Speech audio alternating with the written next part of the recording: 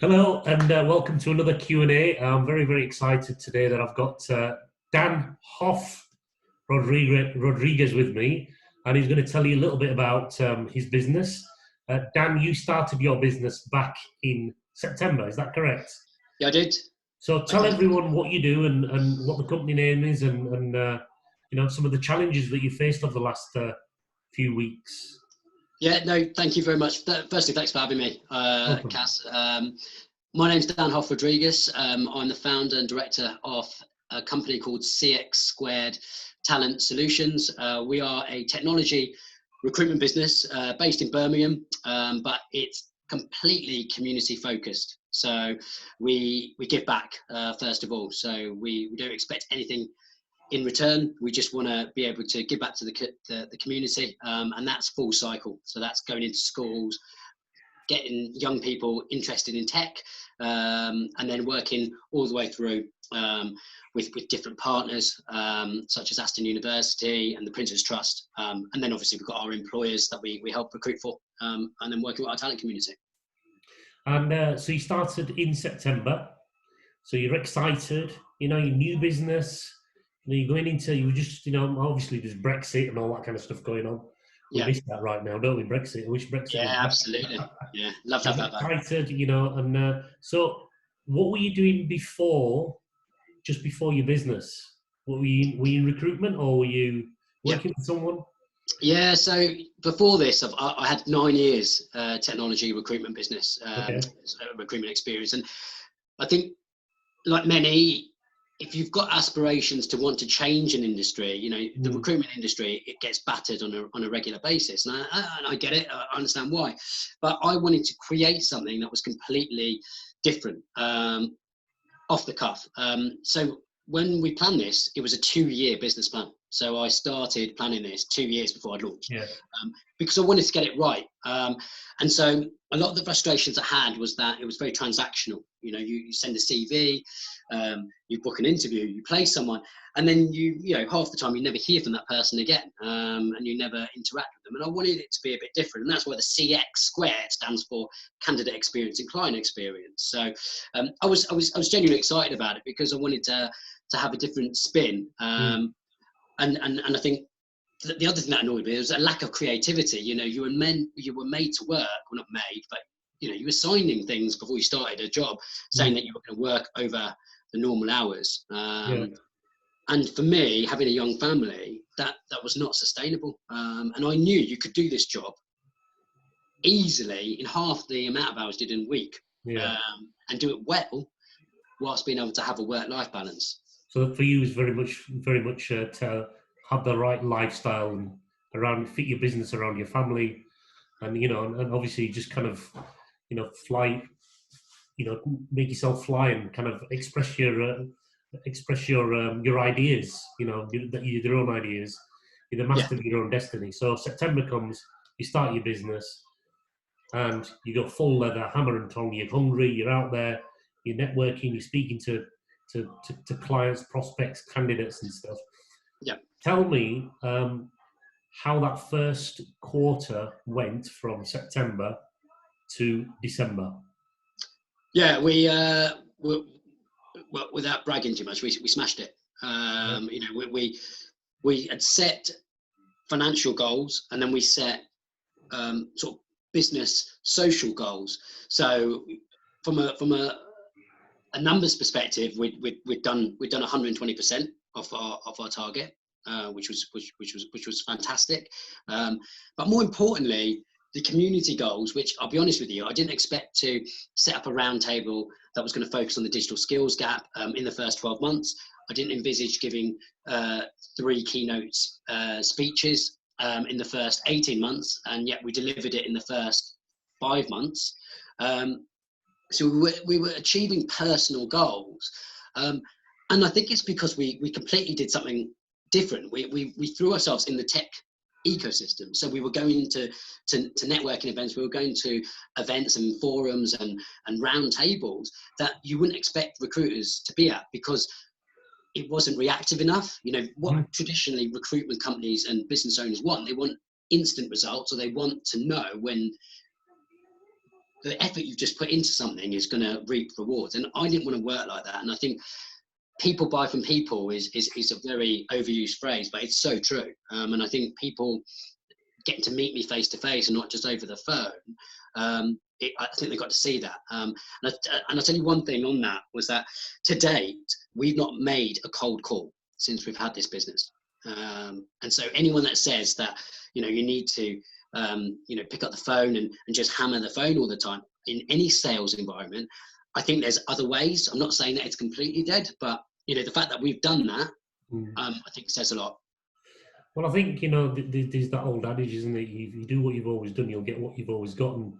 Sometimes it's so important. I mean, I was on a sales 2-hour sales workshop yesterday, and even as chief exec of business, I think it's so important that you challenge your thinking, you challenge your own behaviours.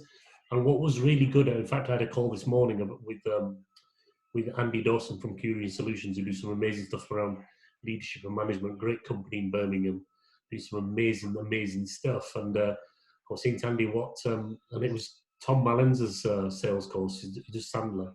What Tom made me do, which is what I wanted to do, and I consistently do as a person, is challenge my own thought beliefs. And I don't think many people do that. And he made me feel uncomfortable. And that's a good thing. Yeah, absolutely. That's a really good thing, because when you feel uncomfortable, really uncomfortable about certain behaviours that you've thought were the right behaviours over a period of time, when they get challenged, when they get truly challenged and you feel uncomfortable, and you actually know that actually I'm feeling uncomfortable, so I'm not going to wrap myself in excuses. Yeah. I think that is a really, really good thing to do, and it made me feel uncomfortable. And we'll be having a conversation, and actually I think off the back of it, what I've discovered is that I need one-to-one coaching in that area to challenge my thought beliefs, which is exactly what you've just said there, where, recruitment is steeped in, you got to pick up the phone, you got to make the calls, you got to bash the hell out of people, get on, and be more proactive and stuff. Which if you can out run someone, you can out kind of be productive, produce someone, but actually, is that being productive? So you've done it in a way where you've networked and you said, we haven't made any cold calls, which is a refreshing thing to hear, really. So,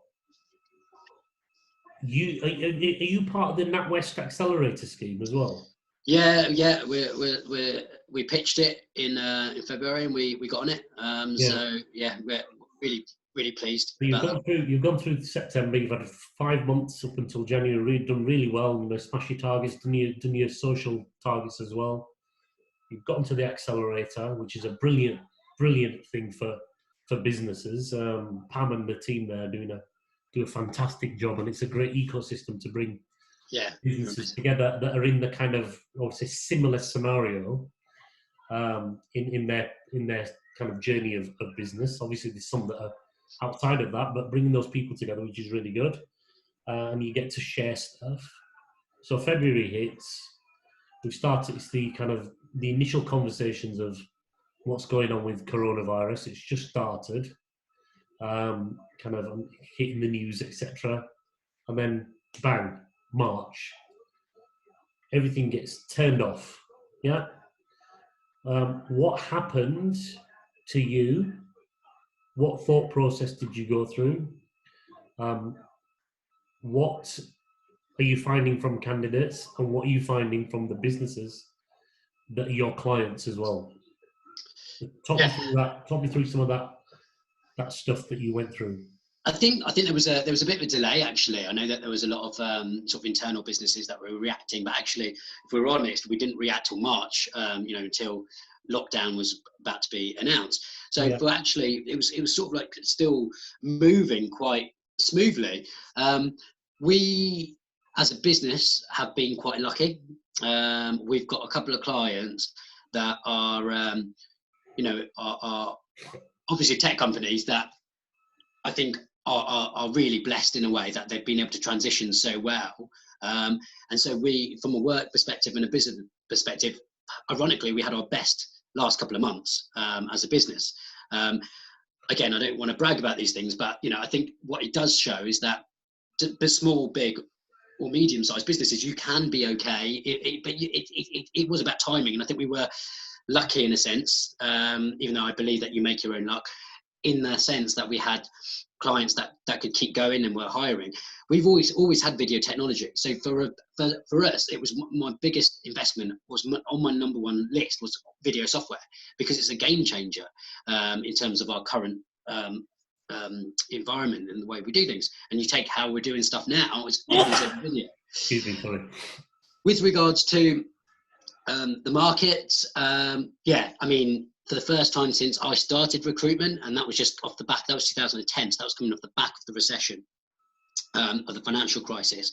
I believe that this is the first time it's going to be a buyer's market. So when companies are hiring again, or if you are hiring, as you will probably already realise, there's candidates everywhere, and good candidates. And I think that's good from a business perspective. I think the problem is, for me, is that candidates are suffering. There were candidates there on the market before this even hit that didn't even have employment, so they didn't have the benefit of furlough. That for me is worrying.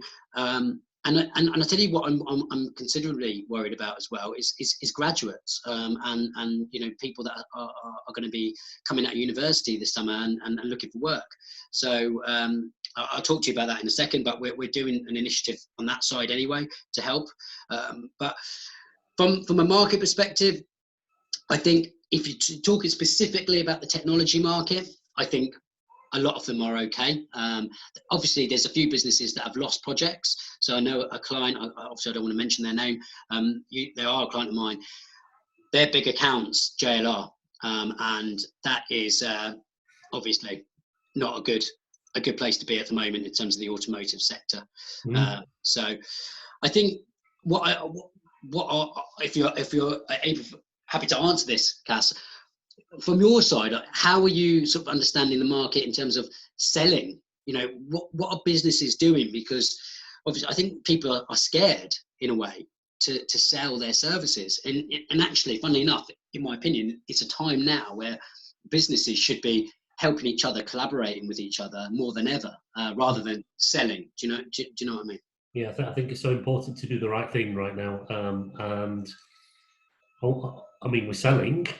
But we're selling ethically. We're helping people through the process, saying, look, and it falls into two categories: our existing customers and new prospects. So in terms of the new prospects, we're obviously helping them along that journey to make the decision to work with us, and that's natural of any organisation. But I think our focus was two things when this happened.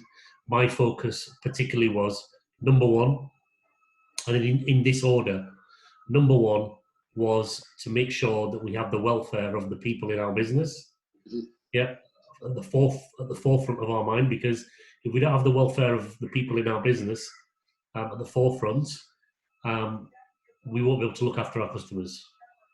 And the second thing was to look after our customers, and the third thing was to make sure that our suppliers get paid as best we can, because we lost some projects.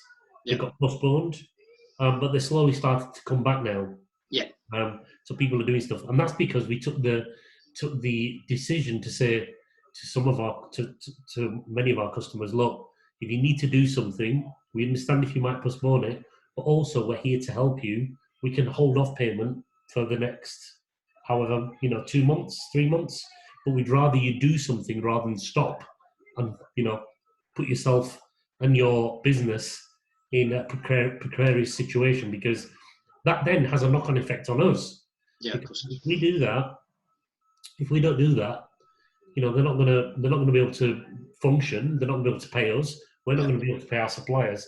So it has a massive knock-on effect across the supply chain, and that's what you're finding. There's a lot of people that have had that knock-on effect across many different supply chains. So for us, it was all about doing the right thing. doing about the right thing, going back to our core values as a business, which we always talk about. I bang on about it every single day, and it was to live and breathe them, and to live. They're not just some fluffy 3 words, or some fluffy sentence.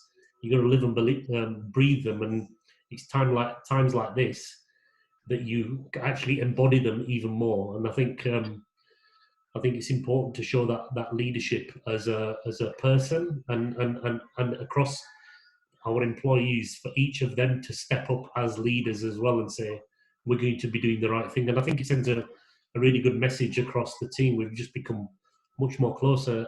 And in terms of our customers, a lot of them are worried. They're worried because not just about this period, it's when we come out of this, what's going to happen and how we're going to come out of it, and what that process is going to be, because there's going to be like people in hospitality and leisure that bring people together. They're going to be at the back of the queue. Yeah, of course. The last people to kind of they're going to be the last people to have social distancing relaxed, whereas there's going to be some industry sectors that are going to be quicker than others to go back to work. And stuff like manufacturing, how is that going to work with 2 meter? If you've got on a shop floor manufacturing widgets, how is that going to work when people have to kind of be stood next to each other or work next to each other? So I think the government will probably do a phased approach in terms of different types of industries that go back first. So, yeah. But yeah, it's a worry for a lot of businesses, because I think we'll go into recession as well. Excuse me. We'll go into recession, and it's going to be a balance of people on furlough, because the conversation's changed now, because it's people gone from furlough to now people talking about redundancy. So there's going to be a big fallout off the back of this, and we've just got to make sure that we're real and honest about it. But I think people, wherever they are, in your business, your suppliers, your employees, they need to know certains. They need to have certainty. So I think as much as you can is to give them the information, whether it's bad or whether that's good, whatever it is to give them the information that they need, so they can make decisions, so they can prepare as well mentally. Yeah, I think so. So now you're now what part of your business, what is it you're focusing on right now? What are you doing? So there's a couple of interesting things we're looking at. I think we're going to continue the community arm side and really help to add some value to the community. So I know you're part of it. We're trying to bring businesses together in the tech industry, and so we've got a podcast that's going on at the moment where we're interviewing business leaders in Birmingham to talk about the last 7 weeks, what employee engagement's like, what their company values are, how many times have you spoken to a business that says that these are their values and never adhere to them? And actually now, the one time when you need your values and your employees need their employers to follow through with those, it's such a pertinent time for that. So we're going to promote those stories over podcast. One of the things we're doing at the moment is we are going to be offering free use of our video platform to all grads in the computer science discipline in Birmingham to basically record themselves over video, which will complement and supplement their job application. So it won't replace their CV. It's like a 5-minute answer 3 questions, get their personality across, and hopefully just give them a bit of an advantage, against the competition. So we're going to be rolling that out for free.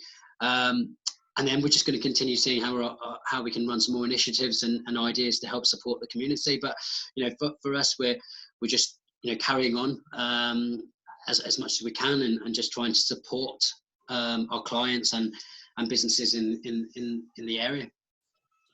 Dan, just final kind of point before I sign off. Before we sign off, so In terms of your business, tell us what kind of companies, what kind of organisations are you looking to engage with, both from a social perspective, and now's your opportunity because this goes out to many, many thousands of people, and also the type of customers that you're looking to speak to. Yeah, absolutely. So from a recruitment perspective, we work very closely with tech organisations or businesses that use technology. So that might be implementing internal systems, complete new product development builds, all the way through to infrastructure, DevOps. We've built teams from scratch. We've also just helped to bring the odd business here. But I think one thing I want to stress is that the way we operate is very much into business's core values and culture. If I don't get a feel of a company's values and the culture and the way that they look after and engage with their employees, then that for me is not necessarily an alarm bell, but something I want to look to address, because we aren't here to help someone find a job and then never speak to them again. We are affecting people's lives, and we're also affecting business lives. So if someone is changing jobs, that is one of the top 4 things you do in your life is finding a new job. And we genuinely care about that. So we want to make sure, not only for that business's reputation, but for ours as well, we embody ourselves in those businesses to understand their culture and their values. So not only will we get you the right personality and the right cultural fit, but of course the technical fit will come. But that is our number one goal when we work with a business, and those are the sort of areas that we would always look to speak to. At the end of the day, I always say to a business, you could send any recruitment agency a job description and say, go and find me this person. But the reality is, does that piece of paper say anything about your culture, your values, and really what your personalities are like? Probably not. And so that's why we're so fine-tuned and focused on delivering to that core objective. And then secondly, from a community perspective, we are supporting digital skills solution providers across the region. School of Code, Code Your Future, the Prince's Trust, Digital Innovators, all of these great solution providers. If you are an employer that is looking to take someone from a great cohort, from a great purpose, that are achieving great goals, then please get in contact with me, or have a Google of some of these companies. I can put you in touch with them. We want to continue bridging that gap in the digital skills, that whole sphere, and it's so important to us. Cool. Dan, thank you so much for your time. I wish you all the very best. Gives a different perspective of someone that's kind of still in startup and how you're dealing with it. And we wish you all the very best, and stay in touch. Absolutely. Yeah, and if there's anything I can do to help you, I'm always here. And stay safe, look after your family, and I look forward to speaking to you soon. Yeah, you too, Cass, and thank you so much as always.